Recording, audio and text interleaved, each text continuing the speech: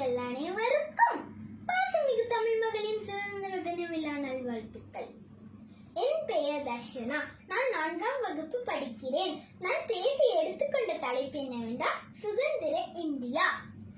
ஆடுவோமே பள்ளு பாடுவோமே, ஆனந்த சுதந்திரம் அடைந்து விட்டோம் என்று ஆடுவோமே பள்ளு பாடுவோமே, ஆனந்த சுதந்திரம் அடைந்து விட்டோம் என்று.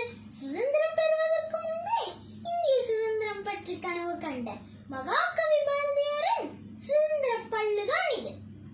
சும்மா வந்ததா இந்த சுதந்திரம்? இல்லை இல்லை.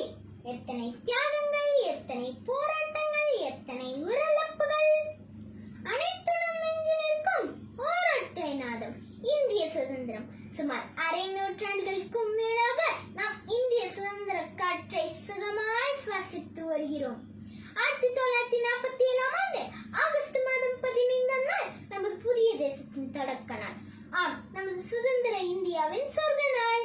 இறையாண்மையை அடிப்படையாக கொண்ட நமது இந்திய தேசத்தின் மகாத்மா காந்தியடிகள், நேதாஜி சுபாஷ் சந்திர போஸ், தமிழகத்தை பொறுத்தவரை பூலித்தேவன் முதல் கொடிகாத்த குமரன் வரை எத்தனையோ தியாகிகள் தங்களது இன்னுயிரை துறந்து இந்திய தேசத்திற்கு சுதந்திரம் பெற்று தந்துள்ளார்கள்.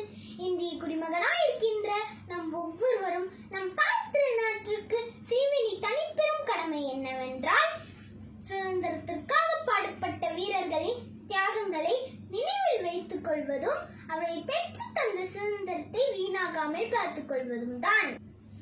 இந்தியர் என்பதில் பெருமை கொள்வோம், இந்தியராய் வாழ்வதில் கர்ப்பம் கொள்வோம். வந்தே மாதரம். வாழ்க பாரதம். ஜெய் ஹிந்த். நன்றி.